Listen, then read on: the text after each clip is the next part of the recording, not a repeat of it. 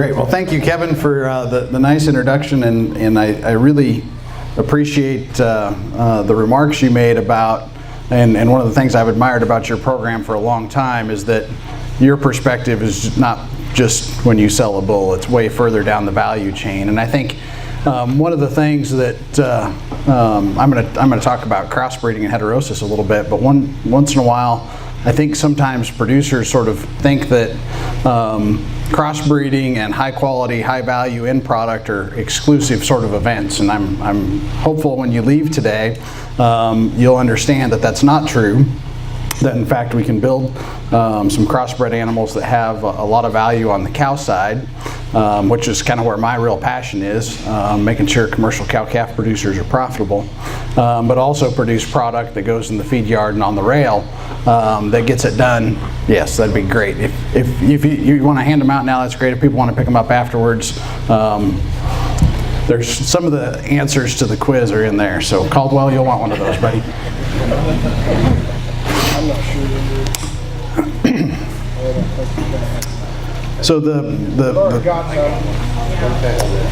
thing I hope you leave with again is this perspective that we need to think through our breeding system and breeding programs to really figure out how to optimize profitability, but certainly performance of our cows. And the thing I'm reminded of maybe the most as I was preparing for this is as an undergraduate, I was a student at Colorado State, and there was a cow-calf beef cattle educator there named Bob Taylor. And Bob was kind of a big systems thinker, and we spent a lot of time in class thinking about cow-calf production as a system, and a lot of emphasis on sort of the managerial input into those systems. And so taking the time, as Dr. Taylor would say, to do the $500 an hour work as opposed to the $5 an hour work. So I commend all of y'all for coming. It was a great barbecue dinner, but this counts as some of the $500 an hour work because the decisions you make in a breeding system that you put in place today, you're going to have to live with for 10, 15, 20 years as you bring those cows into production and their daughters into production. You've got certainly an intermediate timeline that you need to deal with, and recognize that you can either make some really good decisions and do your homework and make some investments in both time and genetics, or we can do the easy things and maybe miss some of those opportunities. Okay, so kind of a generic title here, Managing Heterosis.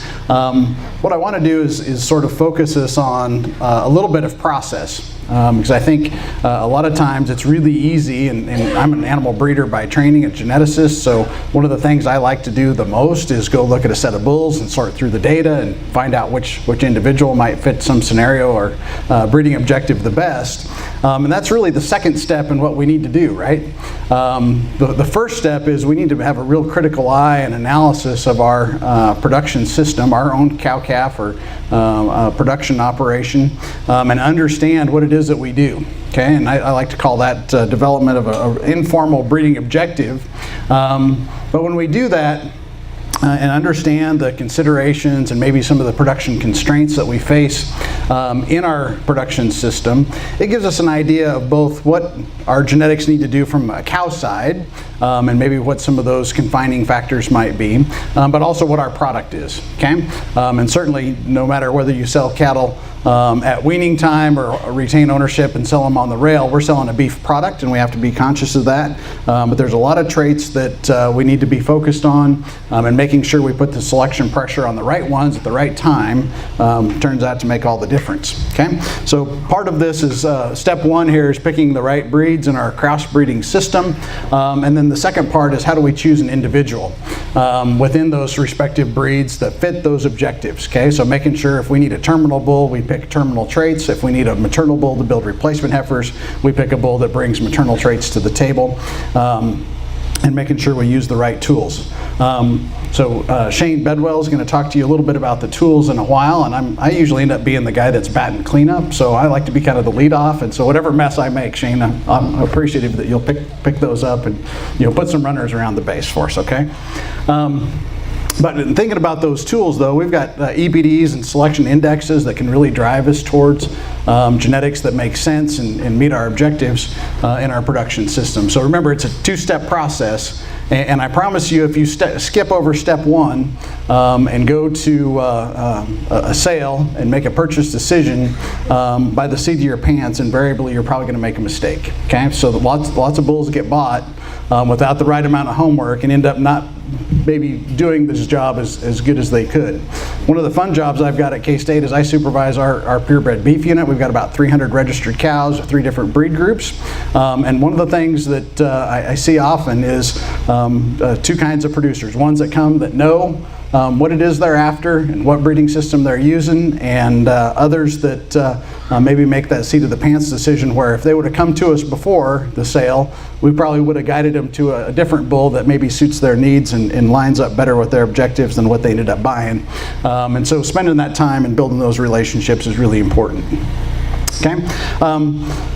One of the things that kind of goes with this idea of thinking through kind of step one is, are you profit focused or premium focused? Okay, we hear lots of buzz in publications and trade media about premiums for feeder calves, premiums for fed cattle, and one of the things I want to suggest to you is that premiums are a pretty poor proxy for profit. Okay, if you want to know what's profitable, start measuring profit. Okay, figuring out which calves sold the most or for the most at weaning time doesn't tell us very much about how much money those calves made in terms of profit. Okay, so kind of the old adage, if you don't measure it, you can't manage it. That's true for profit as well. And so I want folks to think about profitability of their operations and worry less maybe about some of the bragging rights that go with premium. You can have both, but at the end of the day, your banker is probably happier if you're profitable a lot more than if you sold the most valuable calves at Pratt or wherever on any given day. Okay.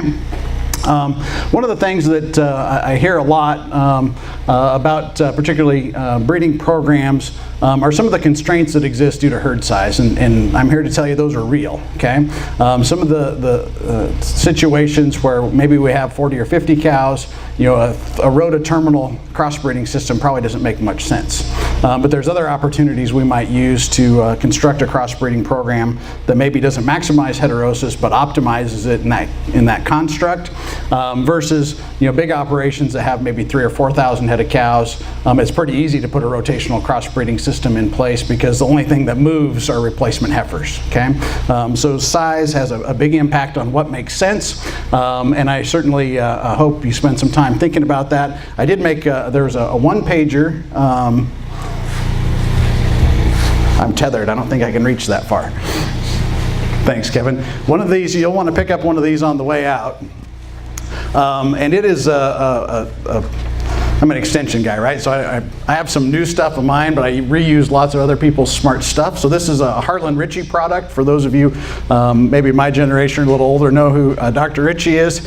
He put this original table together, and it's really good because it describes all the different crossbreeding systems, how many breeds, and what sort of is the appropriate minimum herd size to make effective and efficient use of the bull power in those systems, and how many cows kind of go in each one. So you want to pick one of those up on the way out. It's a pretty useful, that's my favorite cheat sheet for crossbreeding of all of them. Okay. A couple of things to think about as we think about breeding systems that sort of provide that overarching guidance are a couple of questions. If you call me and say, Weber, I'm thinking about a crossbreeding system, I'm going to ask you a whole bunch of questions about your current production system and operation and so forth. And one of the questions I'll ask you is, how do you generate replacement females? Okay, I'll show you some data here in a minute that demonstrates that the value of crossbreeding really stems, about 2/3 of the economic value comes from having crossbred cows. Okay, so anytime you think about a crossbreeding system, the first thing you should think of is not kind of what's the calf product look like. The first thing you should think about is, how do I keep crossbred cows? And how do I build crossbred cows into my system? Obviously there's a number of ways to do that. For many of us, the simplest way might be finding somebody where we can just go buy F1 females that are the right breed combinations, okay? Maybe one of the most underutilized breeding systems is purchased F1 females bred to a terminal bull. It gets you out of a big chunk of headache related to building replacement females, but that's certainly one place to think about. Another one, obviously, is how do you market calves? Where do you generate revenue? Because that both tells us a little bit about maybe what trait emphasis we need to focus on, particularly in the terminal part of the sire selection system.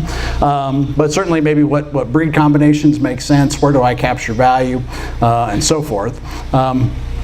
All of that against a background of constraints, right?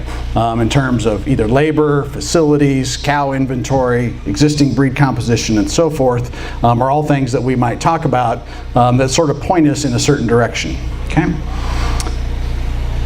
So one of the overarching questions is, well, why crossbreed? And many of you, I'm sure, have pondered this, and there's certainly a lot of different answers. I think we can boil it down to really two that are sort of the most important, or the essence of the topic. The first one's profit. Okay, increased profitability opportunities from crossbred cows are pretty substantial. We'll talk about those. And the other part maybe is decreased headache, and that sort of covers a lot of territory.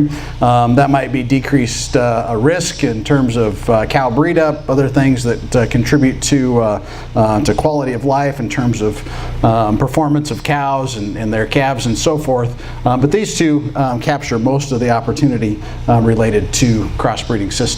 Okay. When I was, before I came to K-State, I've been at K-State about 6 years, and before that I spent 7 years at the University of Missouri. And in Missouri, it's not the show me state for anything, right? Matt Caldwell? It's show me for a reason, right? In Missouri, you got to come with evidence, and if you come from, a government or university entity, you got to bring twice as much just because you're from that population, right?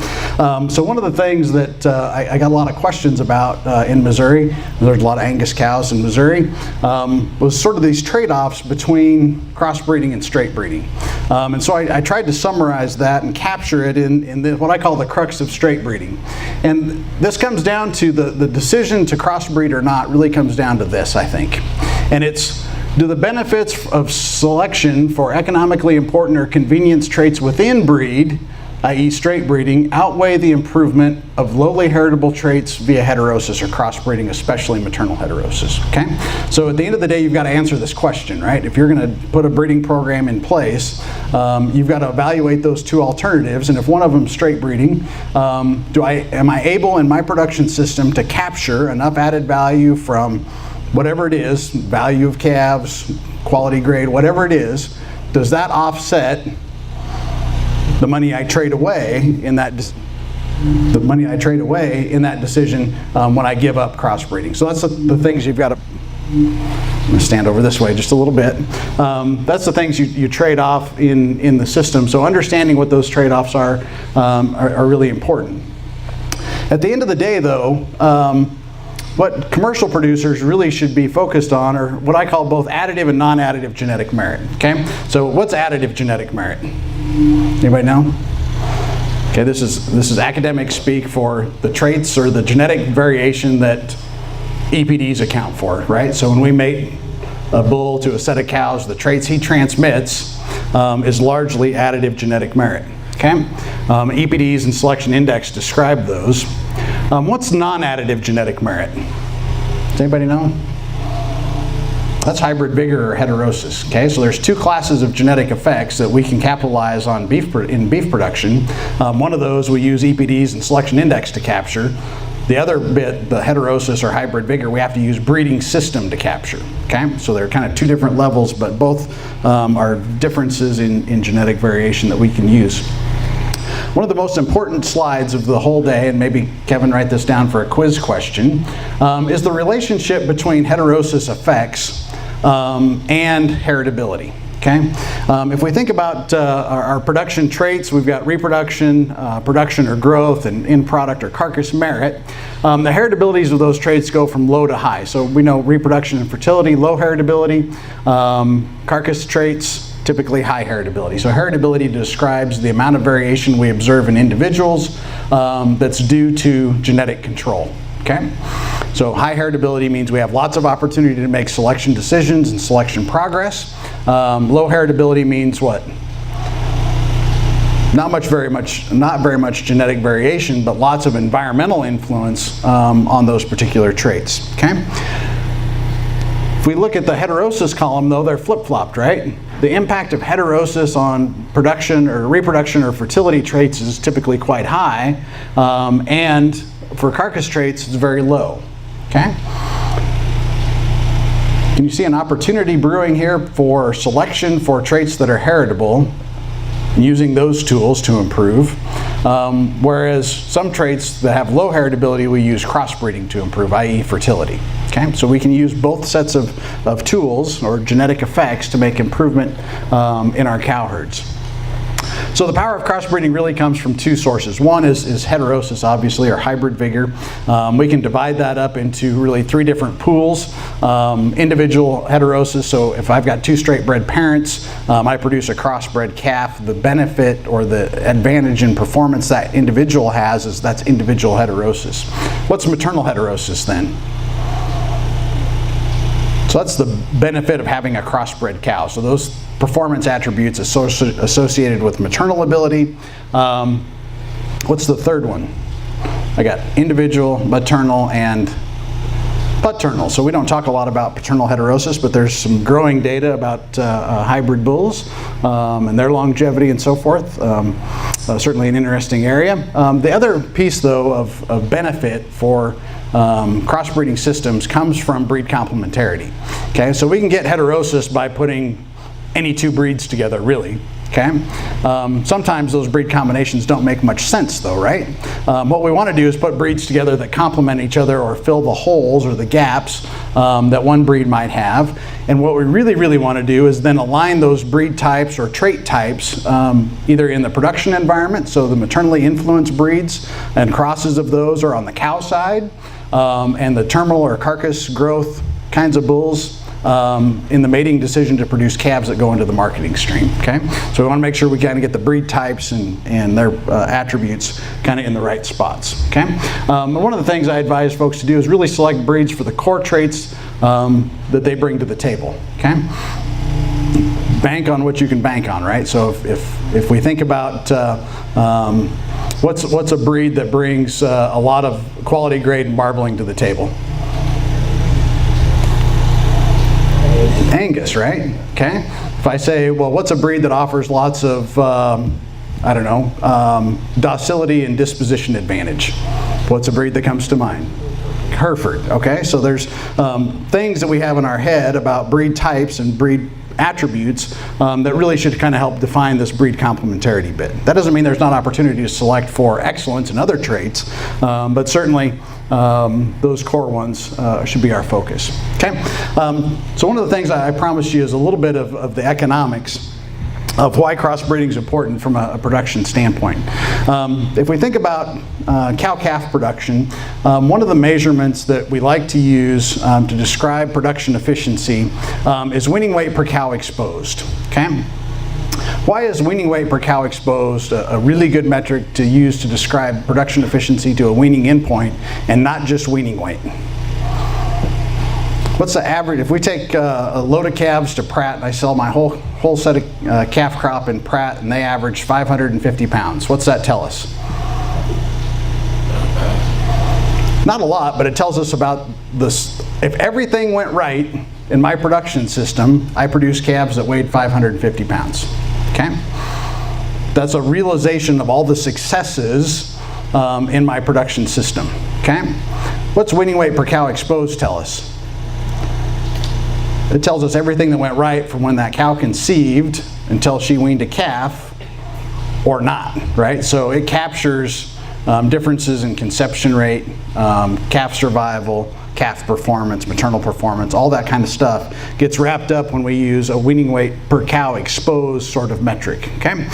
So you've probably already read part of this slide, but if you look at The benefits of crossbreeding. So we've got three different kind of systems up here: straight bred cows, straight bred calves, straight bred cows with crossbred calves. Okay, so a two-breed system, or crossbred cows with crossbred calves, and this would be say an F1 terminal sire type system. It may be a little hard to tell. It doesn't show up very good here, unfortunately. There's two yellow boxes here, and then this top box right here is a green box. Okay, this green box represents the improvement in weaning weight per cow exposed that's due to having a crossbred cow. Okay, the yellow one you'll notice is equal between these two, and that's the benefit of having a crossbred calf. In both of these systems, the calves have what we call 100% heterosis. Okay, their dam breed didn't have anything in common with the sire, so we get 100% here, and then the maternal heterosis effect. This is mostly a summary of data from the Meat Animal Research Center in Clay Center, Nebraska. And it tells us that crossbred cows with crossbred calves produce about 23% more calf output per cow exposed than straight bred cows do, just to being crossbred. Okay? This has got breed effect taken out of it. So if we had different breeds in here, we could isolate the heterosis effects from the breed effects. Okay, so we can make a substantial difference in performance and efficiency by having crossbred cows. Okay, so said another way, these crossbred cows with crossbred calves had 23% more output from relatively the same input. Okay, these cows all ran in the same production environment. Okay, does a system that provides 23% more output with the same cost enhance or decrease profit? Pretty dramatically increases, and I'll show you how much, at least my kind of back of the notebook estimate is. But 23% more output is a big deal. Okay, one of the things to recognize is that that's one of the low estimates in the literature. Okay, what do we know about the Meat Animal Research Center? Has anybody been to Clay Center, Nebraska? Okay. The system that produced this data is the same system that produces it's a germplasm evaluation project that evaluates the differences between breeds. So do you think, was this a nutrient-dense environment or a nutrient-scarce environment? If I want to express maximum genetic differences between breeds, do I feed them a little bit or do I feed them a lot? They fed them a lot. Okay, this is an environment where they want cows to express differences. What happens in those environments is that minimizes the effect of heterosis. Okay? If you go to Western environments that do these kind of breeding studies like New Mexico and Colorado and Arizona, this number's typically closer to 30%. And if you incorporate a Bos indicus breed in those systems, like in Gulf Coast areas, these numbers will approach about 50% improvement in weaning weight per cow exposed. Okay? So the heterosis deal is a big, big deal. Okay, impact on profit. We gave a little bit of this away just a minute. If I increase revenue and hold costs constant, profit gets bigger, right? One of the nice things about crossbreeding, though, is that I have an opportunity to both increase revenue and decrease costs simultaneously. Okay, how might we do that? What do we know about crossbred cows? Do they live longer or shorter than their straight bred counterparts? I took that slide out because it's in the stuff I handed out. They live about a year and a half longer than their straight bred counterparts. Okay, so they live longer in their productive life, which means, do we need more or fewer replacement heifers in those systems? We need fewer, right? If I have fewer replacement heifers, that means I have typically, unless we go crazy with supplementation costs, lower cost, right? I have fewer animals I got to put through the replacement enterprise. Okay, replacement enterprise for cow-calf producers is the single biggest cost center in cow-calf production. Okay, so I've decreased cost, I've increased revenue because I've got more calves to sell, but I also increased revenue another way. What happens to cull heifers? Okay, if I grow your calf marketing pool 4, 5, 6%, does that change profit? Yeah, it decreases unit cost of production for all the calves that get sold. Okay, so this is a really good story about the impact crossbreeding can have on profitability. Okay, one of the challenges with crossbreeding, though, I'll tell you, is that it's really hard to see. Okay, unless you set up kind of an experiment to measure this, it's difficult. And one of the reasons it's difficult is How many of y'all have set up an experiment on your farm or ranch to test something? Everybody's sitting on their hands, right? When you make a decision, you're all in, right? Almost nobody sits aside and says, okay, I'm going to put a set of straight-bred cows together, I'm going to put a set of crossbred cows, I'm going to monitor them for 30 years and see what happens. Nobody does that, right? That's why it's hard to see, okay? You can't see those incremental differences between two different sets of cows in the same production environment. And that's the thing that the guys at Clay Center did that's really important for us, okay? So what kind of dollars are we talking about? This is the part, every time I show these slides, I do the math on it to make sure it's right, because the number is sometimes hard to believe. Okay, so I just want you to be ready, okay? So I put together an example when I was in Missouri. It's 100 cows, 80% weaning rate, 575 pound average weaning weight, 10-year time horizon, okay? Kind of a mediocre set of Missouri cows, okay? What's the impact of heterosis? Well, calf survival to weaning, the literature says about a 6% improvement. So over that 10-year time frame, I get to sell an additional 48 head of calves. Get produced in that system, okay?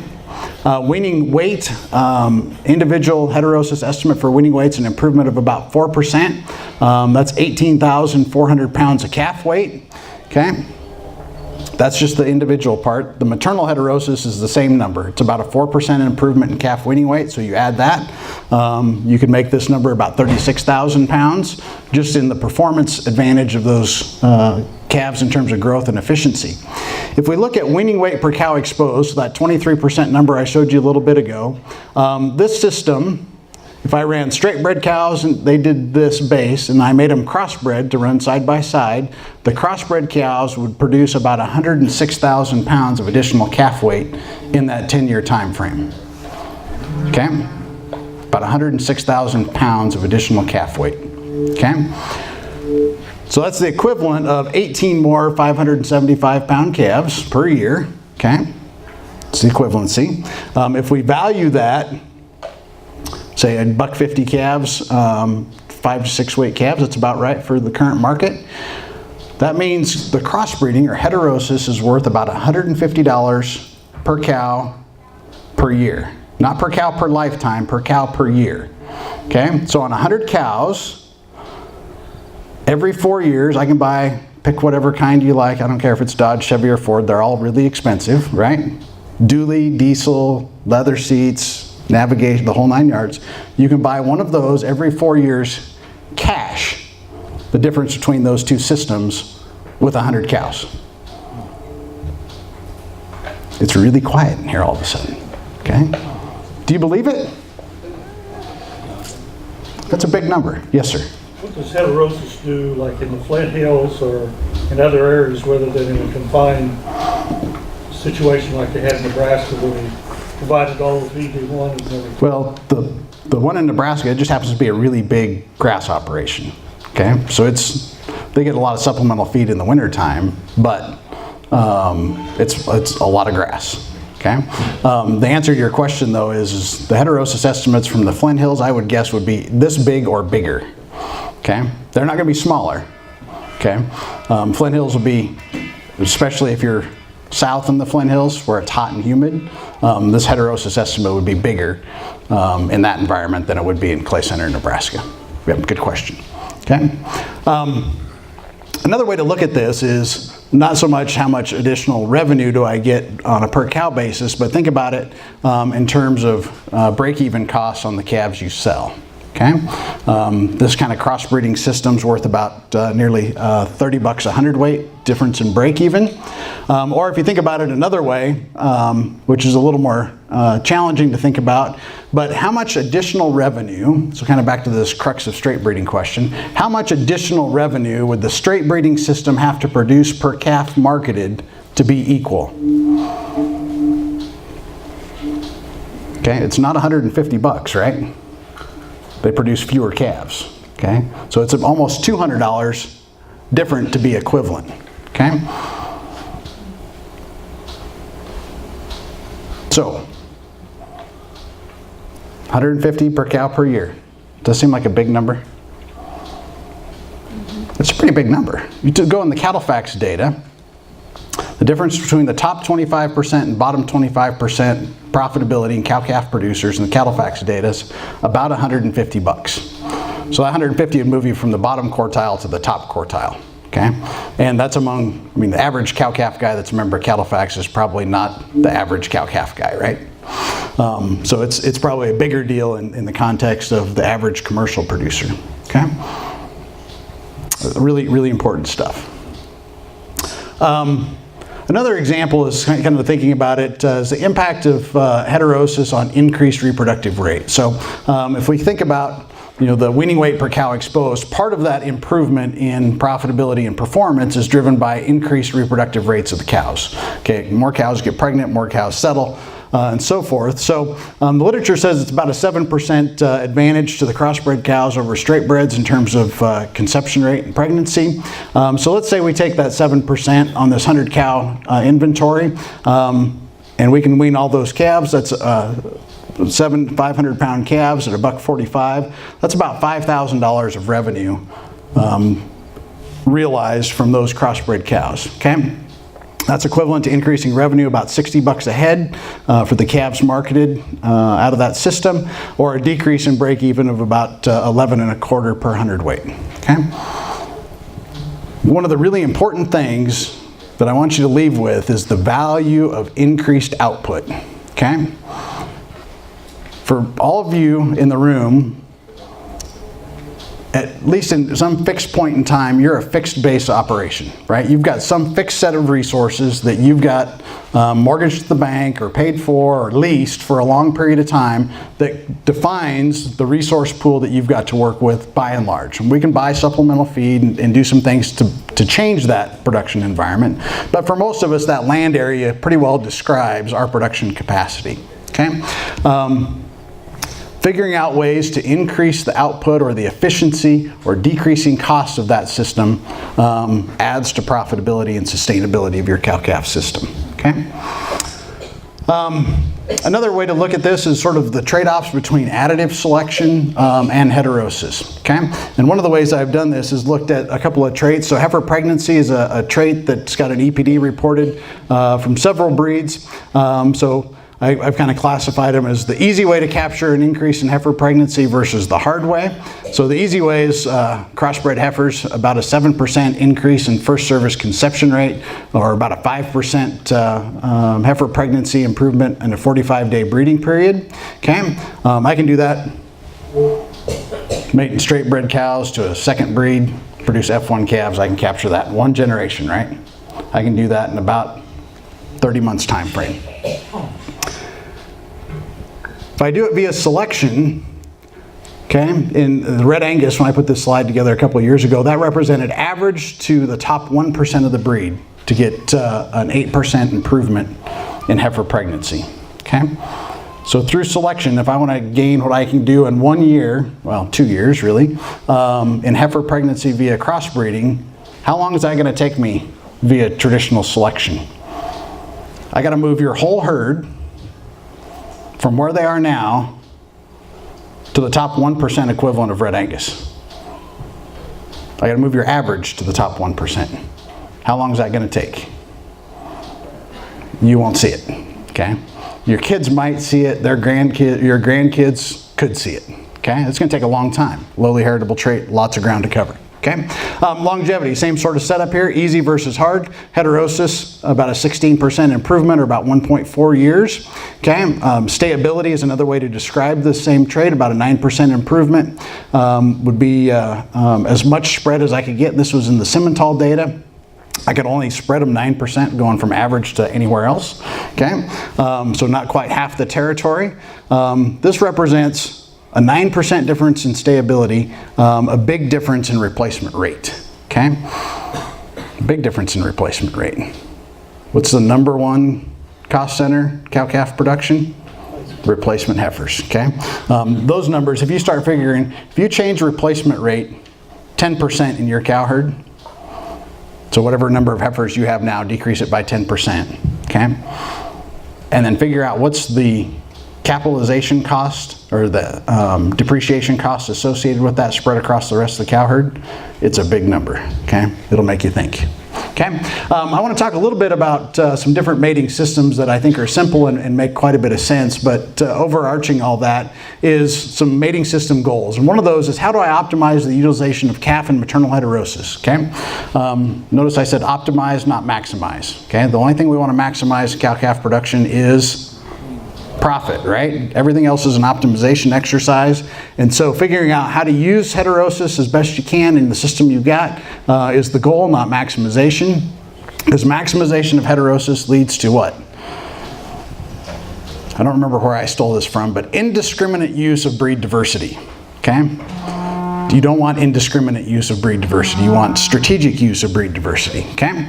You want to utilize breed complementarity to match cows to their production environment and their progeny to market targets. Okay? So again, think back to the idea of, I want to make sure I've got crossbred cows, because 2/3 of the value of crossbreeding comes from crossbred cows. How do I build a system to make sure I've got a continuous flow of crossbred females back into the herd? Okay? Then I use bull selection to target those calves to the marketplace, whether that's a weaned calf market or on the rail or some combination thereof. Okay? How do I minimize variation in progeny phenotype? And the way to do that is stabilize breed inputs, so have a very planned and strategic system in place, and be able to manage the differences in the calf crop you might produce. Okay? Early on I mentioned if you're a big ranch, 3 breed rotational crossbreeding system's pretty easy to implement. What one thing might you think about though in that production system that might be a challenge? Okay, if I've got 3 different breeds going in and producing calves into a marketing, are those calves likely to all be the same type, kind, and color? Probably not. Okay, would it make any kind of sense to commingle those calves before you market them? Probably not, okay, because then you've mixed type, kind, and color, right? And what happens in the marketplace to differences in type, kind, and color? You get discounted, right? So being able to think through the system and say, okay, if I produce half my calf crop are red baldy calves, maybe figure out a place where you can optimally sell and sort and market red baldy calves, okay? If they're all smoke-colored Charolais cross calves, probably sell those as a group, and likely in how big a load lots? Semi-load lots, right? Make it easy for your buyers, okay? So think about how the differences you might generate via crossbreeding and progeny phenotype, how to manage that, because you can certainly do it. And then lastly here, how might some reproductive technologies help us implement the crossbreeding system, okay? One of the things I'm really excited about is the opportunities we have to use gender-sorted semen to build replacement heifers, okay?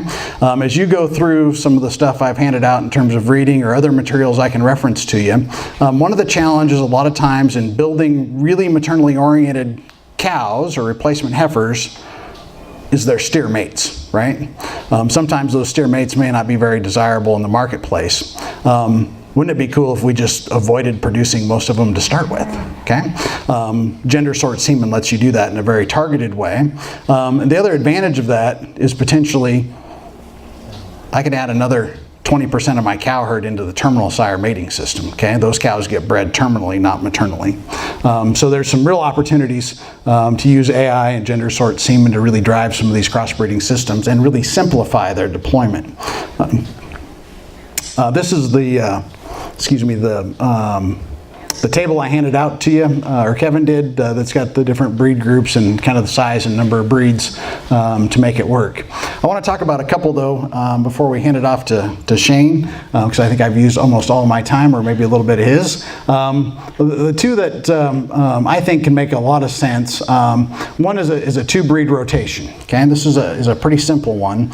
And you can think about 2-breed rotations really in 2 ways. One is a set of cows divided in 2 so that you mate one group of cows to bull A or breed A, and another group of cows are mated to breed B, and you just move replacement heifers, okay? So the replacement heifers always get bred to the sire breed of their dam, so you just move them to the other side of the system, okay? That's a pretty easy one to do, and you can do it with as few as maybe 50 cows and very effectively do that. The other way is to think about is doing it in time, okay? So use one kind of bull for a period of 2 or 3 years, and then roll to another breed so that you keep kind of swapping bull inputs to stabilize those breed fractions over time. Okay. Another one's a 3 breed rotation. So if you're a lot bigger, these kinds of systems, particularly if you can incorporate a terminal sire breed into it, or a continental breed, can be really, really helpful. Here's an example of that. It's a 2 breed rotation with a terminal sire. So you've got sort of this 2 breed rotation that builds your replacement females. The non-replacement heifers get sold out of this system, and then about 60% of your cow herd gets mated to terminal bulls. Okay, so you can do some creative things in terms of sort of the trait balance that you select for in these terminal bulls, because they all go to market, right? So putting any emphasis on maternal traits is selection opportunity lost. Okay, you really want to focus your breeding decision, and maybe that's one of the biggest lessons of these kinds of crossbreeding systems, is thinking about what are the core traits the breeds bring to the table? How do I assort those either into the cow side of the equation or the terminal side of the equation? Okay, and starting to separate those two mating decisions more than what we've done traditionally. I think the day of finding a bull that does everything across the value chain really, really well is gone.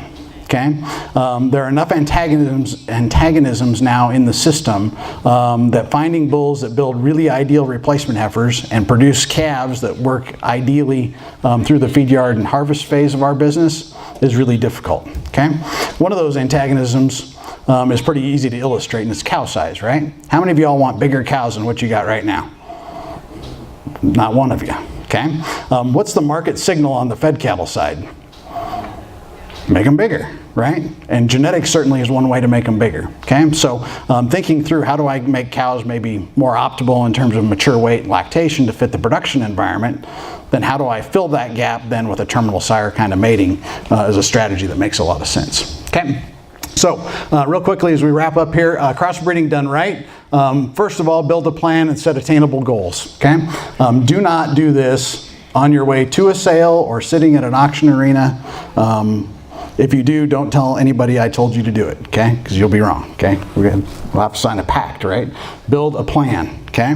Considerations, of course, marketing endpoints, how you build replacement heifers, your production environment management. And maybe the last thing here, if you've invested a lot of time and effort in a plan and you've consulted the advice of friends and colleagues and professionals, is the likelihood that that plan's way off base very high? Probably not. I'd be real reluctant to change it anytime soon until you've got good data that says you're off track. Okay, so make sure if you've built that plan that you stick to it, unless of course things change, right? So if you decide, well, we're going to sell calves on the rail and we've been selling them at weaning time, probably some adjustments to make. Probably not a wholesale scrap of the system, but some adjustments. Build a plan, stick to it. Okay, so with that, maybe time for a quick question or two.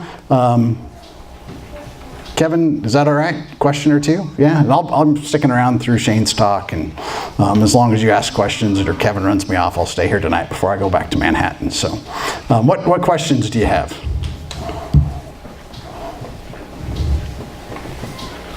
It wasn't that good a talk, come on.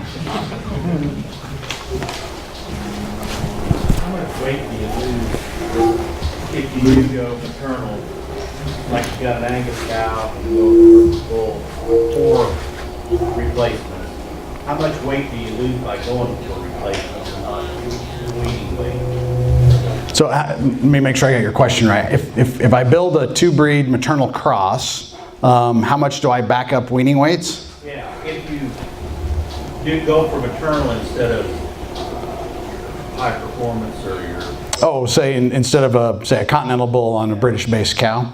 That's a really good question. I think the reality is even if you go pretty extreme in the continental choice, the difference between, say, a Hereford Angus crossbred calf today and, say, an Angus Charolais calf isn't that much in additive genetics. And then if you put the heterosis piece back into that, they're going to be about par. Okay, the difference will be the replacement heifers you keep out of that system, right? So one, if it's a terminal system, you wouldn't keep any. So you end up with straight bred cows all the time. The other one is you have the opportunity to put that crossbred heifer back into the system. Okay, yep, good question. On the heterosis, you had to selling 575-pound calves as an example. What is it if you take them to the rail? cow-calf man takes them all the way. Yep, so great question. So the heterosis effects of individual heterosis on carcass traits, basically zero, okay? Where the difference lies is the number of calves you get to put through the feed yard, right? You get the advantage of 7% improved conception rate, 5% more calf weanings, all that kind of stuff, okay?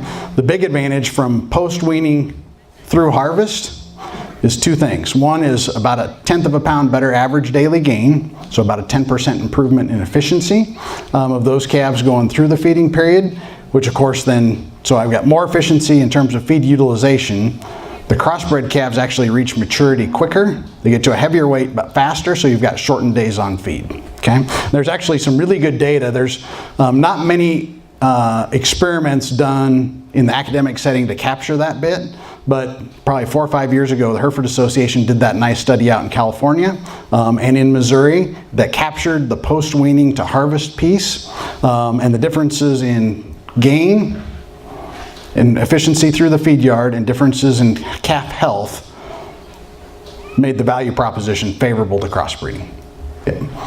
Yep, good question. Okay, that's 2. Anybody else? I'll stick around for a while afterwards too. Bob, I've got a question. Hey, Jay. You put a lot of information in front of us there, and guys like me, it's hard to absorb it all in one setting. Fair enough. Well, it took me as long to get through PCs as it did. You had a figure that of $200 that is advantage that a calf had to make up in order to equal what using a crossbred cow in the system was. And I'm not wording that quite right, but in this day and age of well, straight up, the promotion of the dollar beef figure and the pushing towards end product value, they would have to produce a $200 premium on the rail to equal the benefit you're getting from using that crossbred cow in your system, right? Right, that's a good way to think about it. So it's that number was designed to figure out, okay, if I've got a set of straight breds and I'm going to take them to whatever endpoint it is, to be equivalent to the crossbred cows to a weaning endpoint, it's $200 difference. Yep. So you can think about that as well. If I'm going to retain ownership on them through the feed yard, or if I'm going to hang them up on the rail, how much additional value do I have to be able to capture off all the ones that I sell to make those two systems equal in terms of gross dollars generated? Okay. I'm just trying to arm myself with data and ammunition, and you know what I'm talking about. Yep. I know who your brother is. As one person. Yeah. That you might have to have that argument with. I got you. Yep. You can send him to my office anytime, 227 Weber. I'll put the arm on him. Great. Well, thank you all for your attention. I appreciate it very much. Lots of familiar faces. Thanks for coming.